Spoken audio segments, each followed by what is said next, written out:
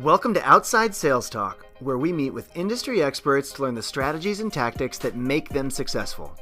I'm your host, Steve Benson, and I've helped thousands of salespeople all over the world crush their quota. Today, I'll help you crush yours. Welcome to Outside Sales Talk. Today we've got Rachael OMeara with us, and she's going to be talking about how to avoid burnout with the power of pause. Rachael, welcome to the show. Hello, it's great to be here. Thank you so much for having me, Steve. Absolutely. By way of introduction, Rachael is a transformation leadership and executive coach who empowers professionals to learn and build the emotional intelligence skills to thrive at work and beyond. Her book, Pause, was named one of 2017's top business books for your career and was featured in the New York Times and the Wall Street Journal. Rachael, tell me what inspired, I love the title, by the way, what inspired you to write the book Pause? Yeah, so I call a pause any intentional shift in behavior. So what that means is I'm able to do something different with intention. And at the time, I'll share a little bit about my story. So I wasn't always a coach. I wasn't always into self-awareness. I actually work in sales now at Google. I was in a customer support manager role, and I basically burned out. And I burned out because I really wasn't aware of what I needed to be satisfied and feel present and good. And as a result, my career suffered. I lost my confidence. I felt like a failure. And I really had to take a break. So in my case, it was an extended pause. And I returned to Google in a sales capacity. But it really was because I didn't know the tools to be really aware of what I needed and take responsibility for what I wanted. So all that means is pause was my impetus for taking a time out, really. But again, it's now evolved into many different types of pausing, and it's an intentional shift in behavior. But the book, I wanted it to have a simple title that everyone could relate to, and that's how it started. The original title was something like Broken Open or something, and it wasn't necessarily conducive to thinking from a positive mindset. So it became Pause. It shifted. All right, and why is it so hard for people to pause? Why is that a challenging concept? Yeah, well, if you think about it, even in your own life, and anyone who's listening here, if you think about pausing, what comes up for you? Is it like, yeah, no problem, like I'll pause?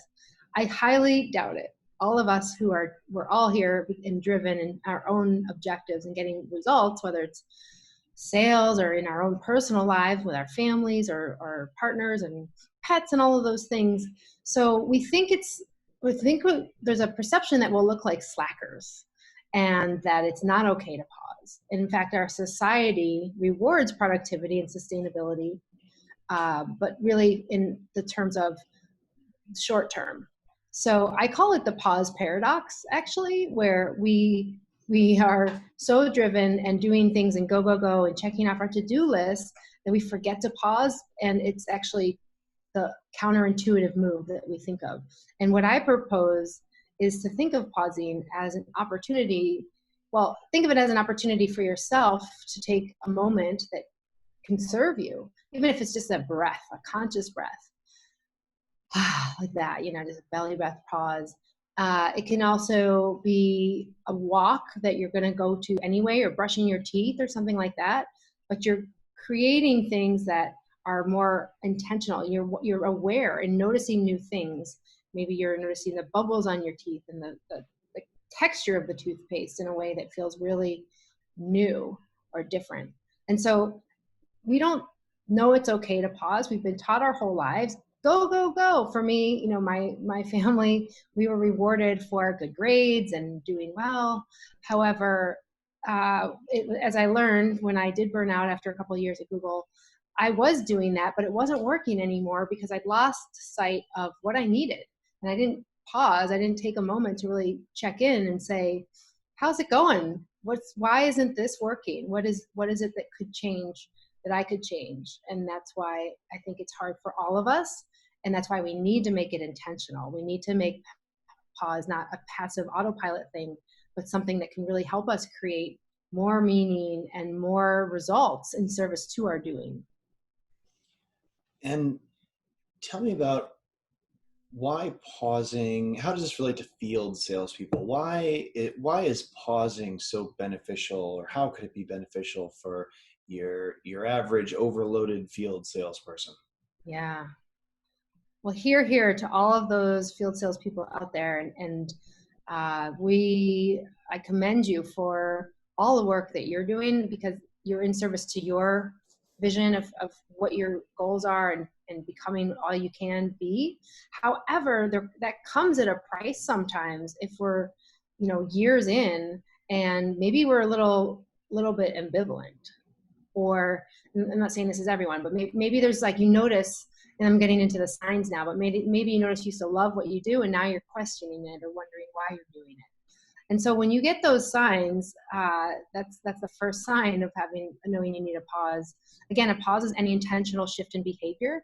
So if you're finding yourself that you're feeling a little out of alignment, or you're feeling drained or stressed beyond what you thought was kind of what normal is for you, it's just an opportunity to realign. It doesn't mean it has to be a big, massive break. I took a 3-month unpaid break, and that was big. But if I'd learned these tools and done daily pauses, I might have probably saved myself from creating that longer pause that I needed, a forced pause, as I'll call it. So as a field salesperson, I think it really matters to just check in, maybe the minimum of once a week.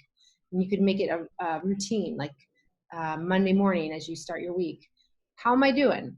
Checking off, a scale of 1 to 10.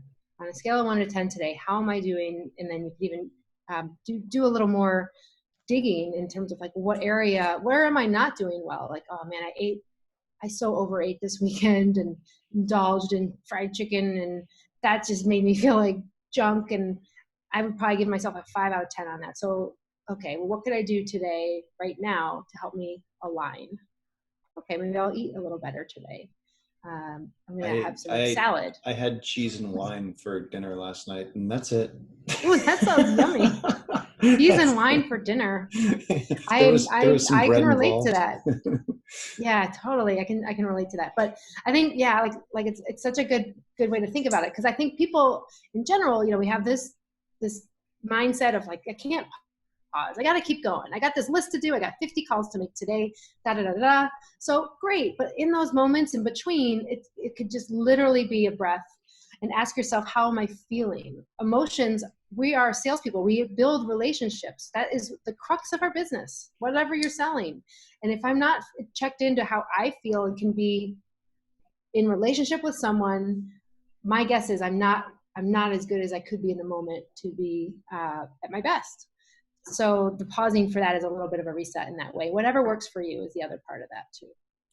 Yeah, this definitely resonates with me. I think, I like to see meaning in my own life, and I'll take a pause sometimes, and kind of, if I'm like feeling burnt out or tired, I'll like focus on, well, this thing that I'm doing is really helping a lot of people, and a lot of people are using the thing that I've built. And I think that pause and the ability to, think about the meaning that is behind what I do is really helpful for me. And maybe that would be helpful for a lot of salespeople to pause and think about, well, I'm a communicator, communicating the value of this product or service to my customer or prospect, so that, because I know stuff about it that they don't know, I know that it will save them this much money a year, or make them this much more efficient, or if they upgrade to this better product that we've created, it'll lower their energy use by X amount. Like, usually you're selling something to a customer because the customer will be better off. I mean, I guess some people are selling snake oil, but most on the balance that gets fleshed out in the modern world. And most people are selling something that the world is better off, the customer is better off having bought it than if they didn't buy it. And I think kind of focusing on that can be a nice pause, I think. I love that you brought up meaning, for sure. Yeah, that's important for me. I mean, maybe, I think that's just kind of different for every person, right? Yeah, and the one what I'd add to that, which I love that you brought it up, because if we're not motivated, if we're losing that inside of it, I think it's a great question to ask yourself: what is my why? Like, why am I here for this? And yeah, we can talk about the surface level stuff, like the achievements and monetary funds. We all want to make money. There's no joke in that. But what is my deeper why? Well, I want to be out there making a difference for this person or this company. The deeper hungers that we all have as humans to matter, to belong, to create, to make a difference, to learn, all of these things. So when you connect to those and you know what your why is, it might just be, I'm so passionate about whatever the industry is, travel or finance. And so when you connect to that, it's actually a deeper level of your own authenticity that you bring out in your relationships. And that's what I've been learning. That's what I've been studying in emotional and social learning. And it's so cool because I've seen my relationships transform. I'm a better salesperson for it, but that meaning, we forget about it because we're just so busy in the to-dos and everything. Yeah, absolutely. And you can get disconnected from it. I kind of have a theory that the reason sales is so important is because sales is kind of the lubricant between different organizations. They're the way that one organization finds out about this thing that another organization can do, whether it's a product or a service. And so salespeople are kind of educators going out into the world and bringing value to the world, and that, through transactions, both companies are better off after the transaction. And so they're effectively creating all this value because they're guiding prospects and customers down the path of that there is value for their organization or value for them personally if they go through with the transaction. And so without salespeople and sales, then there aren't companies really. There's, with that, because how do people Oh find my out God, about yeah. stuff? I totally agree. And even if like you're questioning like, well, what is my meaning? I don't know. I say that's the biggest one you could start with, just to say you're adding value. Whatever you're doing, you're adding value. You're completing a transaction. You're helping someone get from A to B. And that is so valuable. And it doesn't even matter what you're selling. You are providing a service and you matter. And that can be the most powerful motivator. And just pausing to remember that as a thought, or maybe writing it down one day if you're journaling or something like that, or just remembering it can really change how you show up for yourself and others Mm-hmm. in the field. And how do you know that you need to take a pause? How do you know that it's time? Are there signs that you need to take a pause? Yep. So I do have the five signs that I like to share about the signs you need a pause. And again, a pause is any intentional shift in behavior. So the first one I already mentioned: you used to love your job and now you loathe it, or some flavor of that. If you're experiencing that, there's a chance that you might be overwhelmed, stressed, burned out, and you're just needing to realign a little bit. Doesn't mean you need to quit, all of that stuff. The second sign is that your boss tells you it's not working out. And that could be in other different forms. Maybe you're your own boss, so you tell yourself this isn't working out if you're feeling like crap. But the funny thing I want to share about that one is that was all these pause signs happened to me, by the way, when I was working in my role. What happened was I assessed what my strengths were as a result of knowing it wasn't a fit, and I realized my strengths were in a relationship building type business like sales. So I here I am. It's 9 years later from that, when I originally burned out, and I have that knowledge to know my strengths align with what I did. And that was a key insight for me, was that I just wasn't aligned with what I was doing at the time, which was really operational. It was always like a sales peripheral role, but it wasn't necessarily sales. And I learned a ton about myself just having that insight. So knowing it may not be a fit is a really good sign. And that might be someone telling you, or you have a conversation with a peer, and you might just be batting out ideas, and you might come to that conclusion yourself. The third one is that you need a technology intervention. So think about this, here we are, it's the current time and environment, and we're always connected to digital devices. So if you're finding that that's interrupting or creating disruption with your relationships, or like you find yourself checking your phone at 2 a.m., 4 a.m., ongoing, I'm talking about consistent behavior, that's a great time to pause. And maybe there's some new rules that you can set up for your technology, like sleep with your phone in the hallway, like me, and not in your bedroom, so you're not tempted to look at it. So then the fourth sign is that there's a challenge. So maybe you're faced with an unprecedented challenge, like COVID-19, or you've got a new job, or you've got new responsibilities, or there's a new child in the home, or any of those things. Like those are times to align, to reassess and align. And again, it doesn't mean a long break. This could be building it into your day, couple belly breaths, or journaling, or I have a bunch of different daily pauses we could talk about too. And then the last one is an opportunity. So there might be a passion project that you're excited about right now. I know I'm cooking more than I've ever cooked in my life, and I am enjoying it and learning how to slice things in ways I never knew. And so there are little things like that, but I'm taking the moments to pause, to just be like, wow, now I know how to make Burmese curry. So those are the 5 signs. And I think if you experience even one of those, as I was reading those off, or sharing them, I should say, if there was one that really resonates, then I'd say it's time for a pause. If you have all 5, like I did, then you might need a longer time period to reassess. But you can do it in continuum with other things going on, or you could take a time and dedicate it towards maybe an hour on Saturdays, or 3 hours every night, or whatever it is that works for you. It doesn't have to be a silence. It could be a risky conversation, or a truth you haven't shared, or going outside your comfort zone, frankly. And let's say that you're a salesperson, and you what you're saying resonates. You're like, yeah, I mean, when she's talking about these signs, you need to pause. It feels like you're talking about me, man.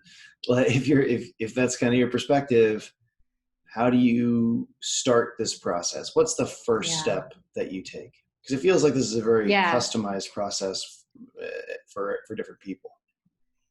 I think so. So the first step you can take is that list of the 5 signs, and just being self-aware to know if you need one.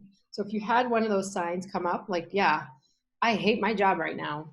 I do not like being on the road. I don't want to talk to this person. It doesn't mean that's you go out and quit, but it's like, okay, that might mean I need a pause, right? So I'd say the first thing to do is to start incorporating daily pauses once you do know that could serve you. And I think pausing can serve all of us. Like I said, it's being in service to your doing. So you're able to notice what is going on inside of you, so you can be with others. And one of my favorite daily pauses is literally called the belly breath pause. If you want to go ahead and do this with me now, Steve, if you just take a hand and put it on your diaphragm, or on your heart, wherever you feel comfortable. Uncross your legs, uncross your arms. If you're walking, you keep walking. If you're driving, you keep driving. And you can close your eyes if you're comfortable with that or capable, but just unless you're driving, don't close your eyes. Yeah, don't drive. Do not close your eyes. A lot of our listeners listen to this while they're on the road in their cars, like going from meeting to meeting. Eyes open. So do not close your eyes. Pro tip. So you can take a deep breath, inhaling through your nose, holding it maybe a little longer than usual. Take a little more in, and then slowly exhale. Doing your feet on the ground. I kept my eyes open too, taking your hand away. And I'll ask you, Steve, do you feel any different? Yeah, I think deep breaths and breathing exercises can be very relaxing. I think that's half a meditation, right? Mm-hmm. Yeah, that's one daily pause you can do. And there's another one that I actually haven't mentioned before, but if you take your hand and you put it maybe about 6 inches from your face, kind of at eye level, and you can focus on it. Allow yourself to look at your palm. So if you want to go ahead and do this, if you're capable of doing it now, or you can stop your car and do it later. Just notice the texture of your hand, maybe the color, any lines, the feel of it. If you're looking at it, what does that look like for you? If you wiggle your fingers, and then take a breath and blow on your palm. So you feel it on your palm like this. You actually like feel a cool breath or whatever breath you have. Maybe it's bad breath, who knows. So you go ahead and take your hand down. So does that make a difference at all? Yeah, I think it really takes your mind off of whatever you're doing and allows you to focus on this totally different thing. And the blowing Mm-hmm. thing was definitely surprising for me because it really like made it sensory, and so it kind of takes you off of whatever you're doing and forces you to focus Yeah. on that. Right. You mentioned a great word there, sensory. So what happens, just so I can share the the neurophysiology behind that. So what's going on in our brains is when we blow on our hand, we're engaging our sensory cortex, like our part of our brain which recognizes that feeling, and it takes us out of our task mode, I'll call it, and puts you into your like sensory grounded and visual perception, which is very different in terms of how your brain works. And you cannot be in both at the same time. It's actually a separate thing. So Oh, actually interesting. that took about 30 seconds, and that's a great activity. If you're about to go into a meeting or talk on the phone, if you're capable of taking either the belly breath pause or even that hand sensory pause, Mhm. the blow on your hand palm pause, I'll call it. It's a very catchy term. Then you're gonna be able to be more present. You're going to notice maybe, oh, like I'm just not sure. Maybe I'm feeling a little apprehensive right now. Let me take another breath. Let me just feel my feet on the floor. And that's so powerful in terms of your own presence. You'll probably be able to be at a different level of engagement as you share if you really give yourself that benefit of pausing intentionally first. So that's how you start. It's little things. Well, that is very cool, and I think everyone should try that blowing on their hand trick. That's fantastic. Mm-hmm. In your book, you talk about the concept of tasering. Tell us what tasering is, and how can it help field salespeople? Yeah. So tasering is an acronym that I created. If you think of a taser, like a taser stun gun, you kind of like get that visual in your mind that of like a zap, like you zap your thoughts. So that's the idea, is when you're feeling like you're in that mental whirlwind of like critic mind, or just like the what ifs, and I'm not going to make my goal, or like you're worrying about getting home for dinner, whatever it is that's going on, you can taser your thoughts. And so this is an acronym, and each letter stands for a different thing. And so I invite you to go through this with me as an exercise. So today, whatever's happened to you, just think of one moment that's already occurred where you felt a little stressed. Maybe you had a negative thought, like something like why did I eat that for breakfast? Like it could be super simple. The guy in traffic cut you off, right? Like these negative thoughts. So you have that moment in your mind. So T is taser. T is that you think of it, like you come up with it, and then A is acknowledge. So you accept and acknowledge, okay, like this happened, like I got angry, like as I tuned in. That's T, actually, tuning in. And then accepting is like, okay, yeah, that guy pissed me off. That guy, hope it's okay to use this, like my language here. I hope I just wanted to get that healthy breakfast and I didn't. But I'm accepting that happened. S is shift.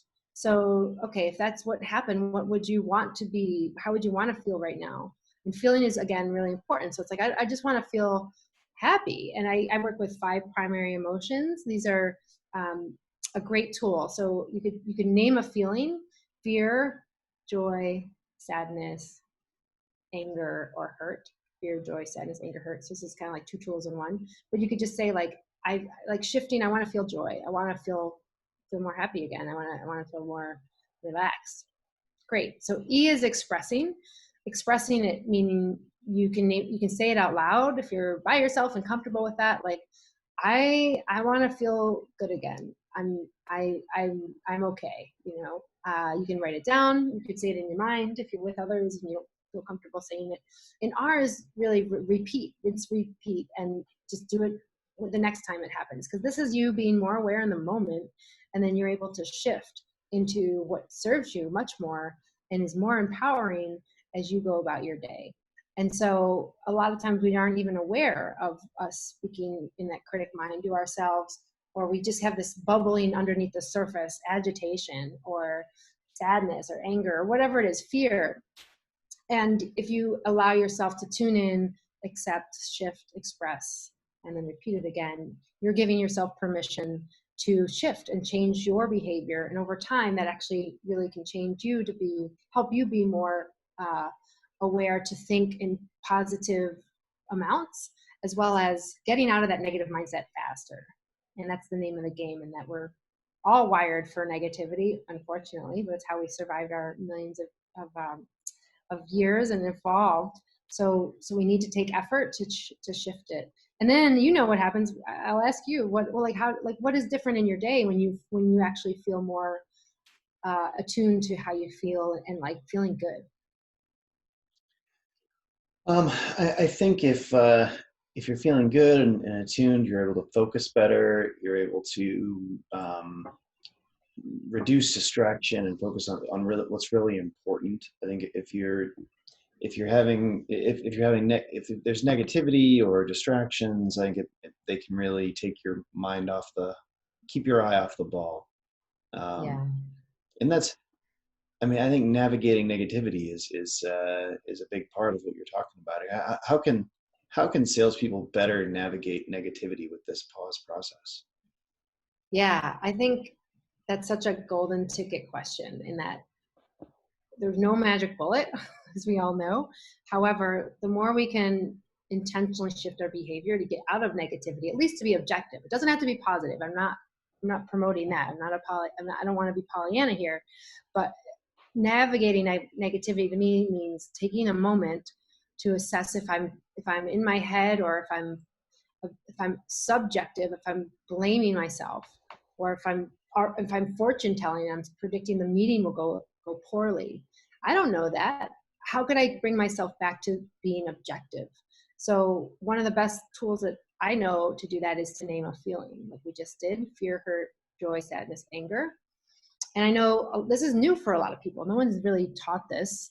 And especially as salespeople, my guess is, we're not trained in this, most of us. I know I wasn't. So just naming that for myself is a way to get out of my head and into my body.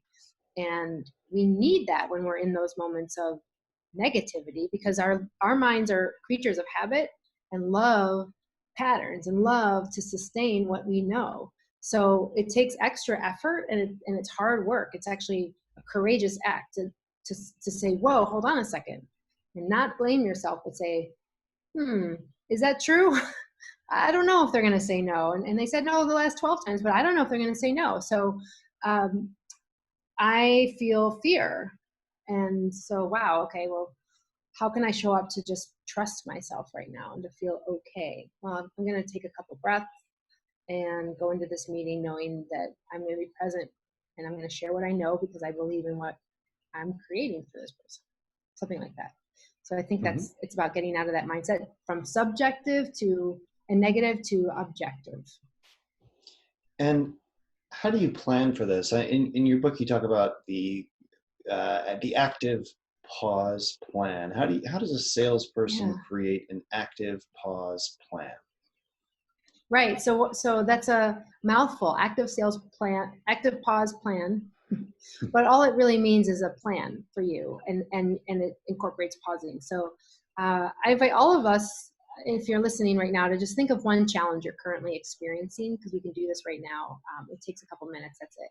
So think of one thing that comes to mind that you'd like to shift. You may have been on your mind all day already, right? Maybe it's better sleep. Maybe it's more dials. Maybe it's a conversation or follow-up, all of that. So pick one. And once you have that, and you can write this down as well, then name, what is your intention? Like, how do you want things to be different? What's the result? So for me, like I mentioned, I want better sleep.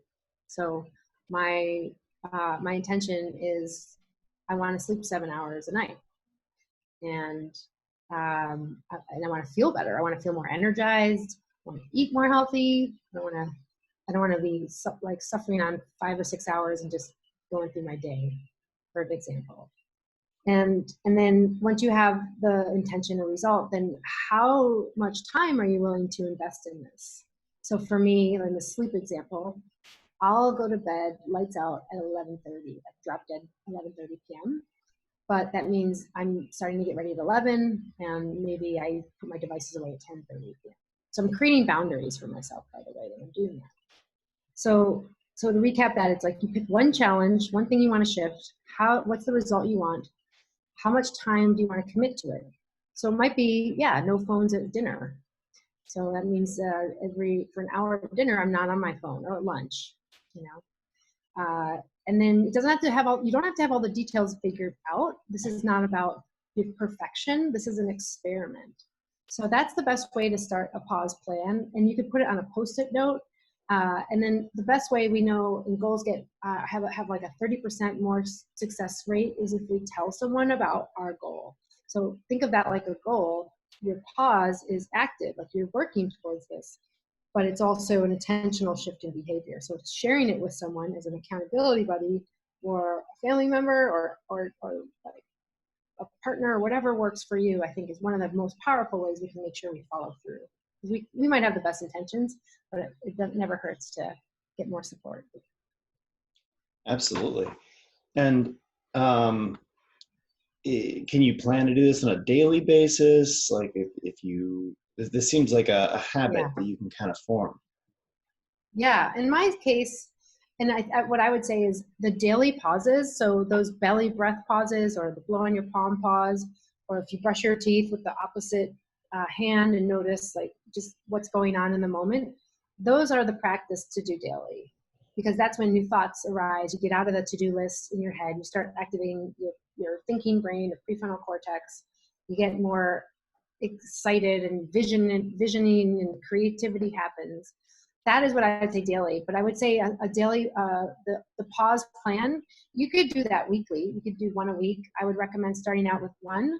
And the idea isn't to overwhelm yourself with more to do. So do what works for you is kind of what I come back to. And if you have a sales team, like if you're got people who are working with you or under you as in your leadership, it's a great activity to bring up and just say, like, what is it that you're working on?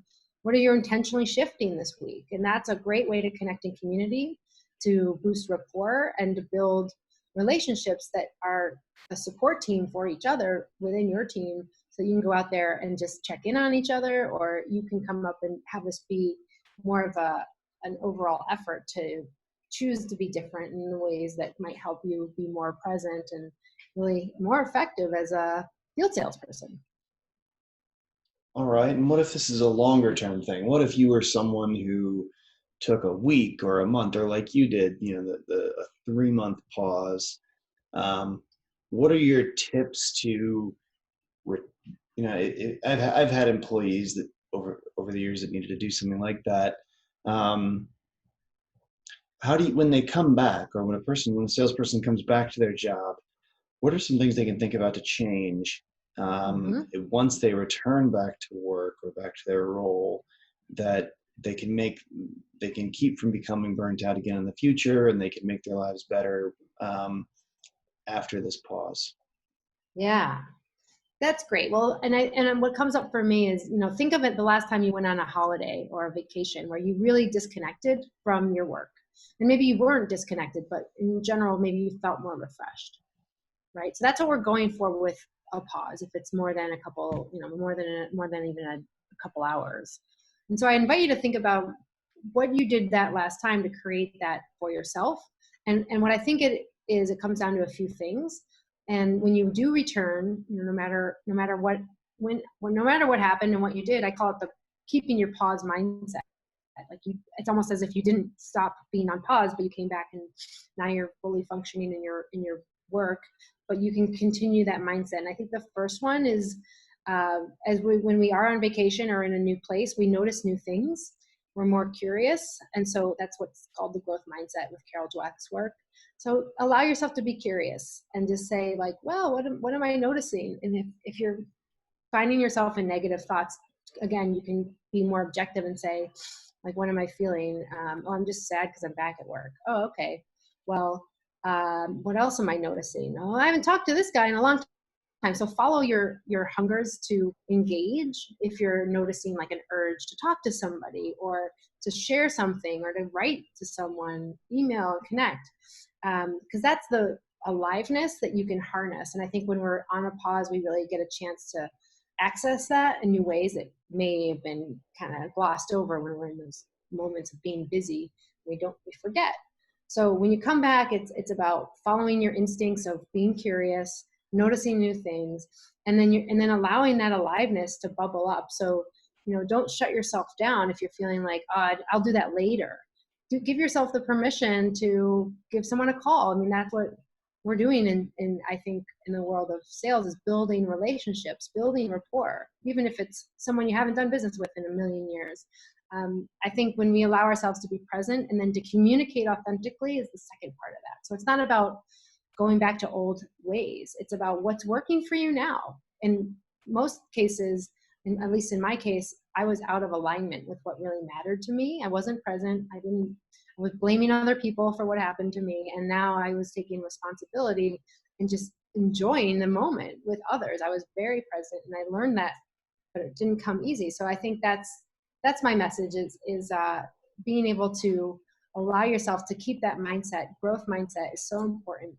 And knowing that you can create that being curious and just like following that to drive your satisfaction. And you'll probably notice that overall, maybe you feel more satisfied and you're doing better in sales as you engage more deeply and access that. Because when you set the example, it's kind of like emotional contagion. Like other people might be mirroring you and also feel more alive and engaged. And like, wow, like I love that you're back now. You're so like full of what you want to do next and excited. And man, I want to be excited too. Like maybe I will. It has that effect, that ripple effect. Yeah, absolutely. Well, and one thing that jumped out at me when you were just talking right there was that this can actually help you with this. This is super relevant for salespeople. Obviously, this can help you build your rapport with other people, like your customers. So, it feels like a practice around pausing and mental health and everything you're talking about here could really be helpful in your actual relationships with your customers and prospects. Absolutely. You got it. So I guess next section, I'd like to jump into sales in 60 seconds. Quick question, quick answer. First question, what can hold people back from pausing? Yeah, I think it's what we talked about, the fear of being out of your comfort zone and thinking that you got to jump into the next thing. If you actually pause to understand what you need, you might change your mind. And so it's the fear of pausing, the fear of intentionally shifting your behavior. It's probably fear that holds people back from most things they want to do in life, right? Yep, exactly. What are some things to avoid or don'ts when taking a pause? I think so. In all, I think pausing is an experiment. So in general, you can't fail when you experiment, right? There's that thing, the saying, experiments never fail. So the only thing I would say is don't do the same thing you've always done. Like I would say, try something different. Be curious. If you've got a passion project, clearly you love that, it brings you joy, then do that. But maybe it's a different way you go about it. And you allow yourself to be really present for it or something. So I don't think there's a lot of don'ts. I think it's more about what is driving you to follow your curiosity in that moment, to pause and align. Are there any tools that you'd recommend for salespeople who are about to take a time to pause? I think the first step is that the tool of looking at why it's important now for a pause. Why now do you want to build this into your day, right? Why do you think belly breath pausing would serve you? That's a type of introspection that we don't give ourselves time for. That's a pause in itself, by the way, when you give yourself the 2 moments to say, what's going on here? So I think that's a great tool, is just saying, well, why now? And again, I'm going back to curiosity again. And then incorporating maybe one daily pause a day that matters for you. It could be mindful 3 bites as you taste a meal, and really digging into the taste and like noticing how it tastes and the texture and the smell, and that can be a pause. So all of that, I think, is a great tool. Daily pauses once a day. Yeah, my daily pause is drinking something at night, and I just really smell that wine before I drink it. It's perfect. Perfect. There you go. Yeah, like you're in the moment with your wine and like tasting the cherries and listening, like, yeah, it can put it to a whole nother level. And then all of a sudden you're just not thinking about anything else. It's really incredible. Well, and so people have context here. It's the beginning of May 2020.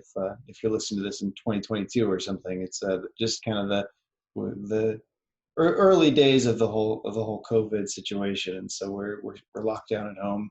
So wine drinking is a full contact sport these days. Yeah. Yep. Exactly. And we need that connection too to ourselves. So what are some daily habits that a salesperson can kind of implement that will help them pause or when they're pausing? Yeah, so I think there's some really good ones for salespeople, and I don't know about you, but I keep a to-do list on my desk. I actually write it down on physical paper. To me, when I look at that, I really assess what is on my plate for the day, and that's a pause. Like I'm allowing myself some space and creating a space to take in what is happening. And if you're already doing that, congrats. That's an awesome way to start. Uh, and then I think having a morning routine, maybe, it's going to be different for all of us, but I know research shows that when those who have a morning routine, which might be like 2 minutes of journaling, maybe there's exercise, there could be mindfulness or meditation. When there's a ritual and routine there, we actually are more successful. Our productivity goes up, we feel more motivated, and we're more efficient. And do you recommend any movies or blogs or any other type of material, books for a salesperson who is thinking about or actually taking time to pause? Yeah, movies. I hadn't thought of that, but there is one that I think is cool. Is a it's Dan Millman's The Way of the Peaceful Warrior movie. So it's not about sales, but it's about someone who, and it's got like Nick Nolte in it. It's good, and it's a journey and it's a true story of his gymnastic career and how he learns how to be present and what that does for him. It's just well done. And then there's a book by the same name, but I would recommend the movie. And then the other one I want to recommend, I know Daniel Pink is probably someone many people might know of on your podcast, but he talks about the new ABCs of selling in his book, To Sell is Human. I don't know if you know what those are, but it really spoke to me because, we think of the other movie and Alec Baldwin with yeah. Always Be Closing, but instead our very wise Daniel Pink, who's I think a great, he's someone I follow. I get his emails. I haven't read his books, but I've read his blogs and excerpts. So the ABCs that he talks about right now that we all could use is attunement, buoyancy, and clarity. So attunement meaning like being in a relationship with someone. Buoyancy is like your flexibility, your agileness, what could be different, and clarity, like what is it really to you, and being very clear on your objectives or what you want to get out of something. And I think that's so powerful.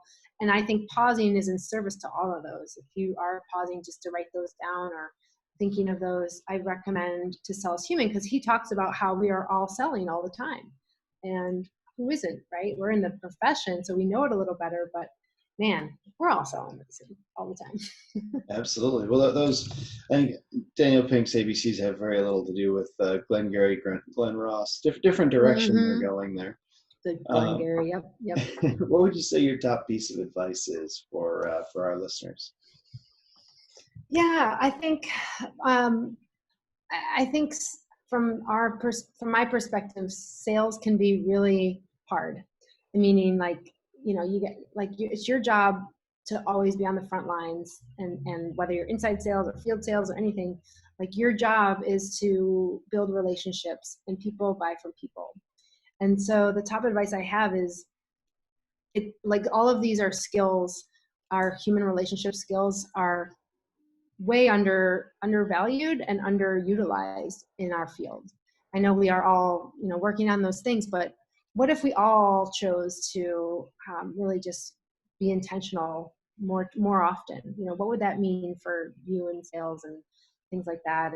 And I think that, just giving yourself the permission to know it's okay to pause is like you're light years ahead of most folks, because we're getting there, because we cannot continue to keep going at this rate where burnout's at an all-time high, and it's $160 million in the US healthcare market for effects from overwhelm and stress, like health, like diabetes and high cholesterol. Like there are things that we are all not, it's not working anymore. So giving yourself that permission to know it's okay to pause really matters. And one thing I want to share is that I have a free gift that is basically a blueprint on the 3 keys to stay out of overwhelm that I'd love to invite everyone into to learn a little more. So we talked about a bunch of it today, but it talks more specifically about burnout and overwhelm.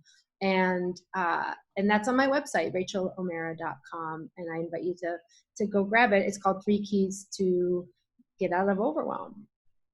All right. Well, fantastic. We appreciate that. I'm going to attempt to summarize everything you've taught us today. Oh gosh, that's a big task. For all the people that are driving around, it's good for them to hear it twice, Yeah. So a pause is an intentional shift in behavior. The pause paradox is that we focus too much on our list of to-dos to actually take a break and pause. Think of pausing as an opportunity for ourselves to take a breath. If you start feeling drained, out of alignment, or anything like that, these are signs that you could benefit from a pause. The 5 signs that you need to take a pause are 1, you used to love your job and now you hate it. 2, your boss tells you that it's not working out. 3, disruption in your life with too much technology. 4, there's a huge challenge in front of you that just seems too big to overcome and you're just overwhelmed by it. 5, there's a huge opportunity that you need to pause before you attack. If you notice any of these signs, it's a good time to think about taking a pause. You can also pauses can mean different things. You can do a daily pause where you just stop for 30 seconds and do belly breaths, or the hand sensory exercise that Rachael just taught us. You can just try doing one of these exercises between a big sales meeting, or when you're about to leave the car and go into a meeting, or when you're getting back into the car to relax after a meeting. But try to think about getting yourself into a good alignment, and that's going to actually help you better engage with your sales prospects. So if you are feeling like you're stressed or in a mental whirlwind and just overwhelmed, you can try a strategy that Rachael taught us called tasering. So T, tune in, think of what happened. A, acknowledge what happened. S, shift and think of how you want to feel right now. E, express what you feel, either out loud or try writing it down. In R, you can just repeat this and solidify it and just go through this process a couple times. And that going through that exercise can really help you de-stress. You can also create an active pause plan. You can think of one thing that's in your mind that you would want to shift. Think about what the results that you want to achieve when you shift this.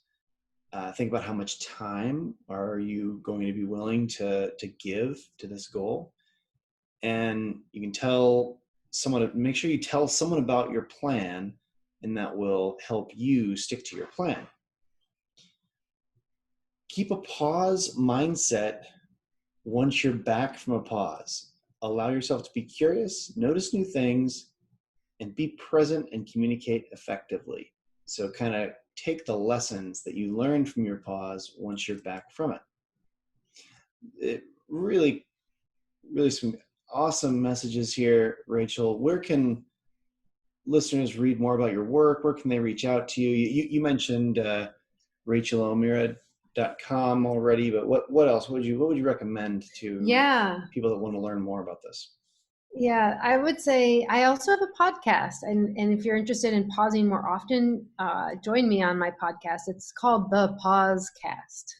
So one word, Pausecast. It's on all our regular channels, and I do an episode a month. So it's not too much, but I feature individuals who I think are thought leaders in this type of work, in being more self-aware and neuroscience and emotional intelligence. And I also sometimes I'm on there solo, just sharing more about what we do in the world of pausing and why that matters so much. So feel free to check that out, the Pausecast, and grab my gift, which is the blueprint, 3 keys to thriving at work. So you'll find that out on my website, and you can check out the TEDx talks there if you're working on helping yourself get out of burnout or feeling like you're on that path as well. Well, thank you so much, Rachael. This has been a great episode of the Outside Sales Talk. If you can think of any sales reps or sales managers that would benefit from learning about pausing and the skills that Rachael's taught us today, feel free to forward this podcast of hers on to them. And take care until next time, everybody.